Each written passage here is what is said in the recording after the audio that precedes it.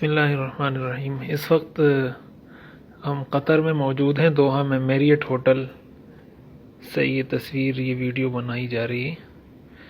سامنے یہ ساحل ہے اور یہ 26واں فلور ہے جس سے آپ کو یہ روڈ کا منظر دکھایا جا رہا ہے۔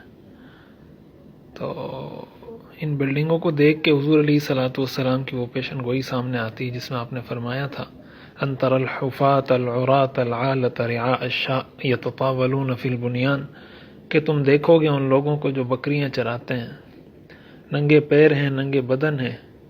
ایک زمانہ آئے گا کہ وہ بڑی بڑی بلڈنگیں بنانے میں ایک دوسرے سے مقابلہ کریں گے۔ حضور علیہ الصلوۃ والسلام کی یہ پیشن گوئی بالکل سچی ثابت ہو رہی ہے۔ اللہ تعالی ہمیں اپنی رضا والے کاموں میں ایک دوسرے سے مقابلہ کرنے کی توفیق عطا فرمائے اور تمام مسلمان ممالک کی حفاظت فرمائے۔ رشید احمد خورشید، قطر، دوحہ۔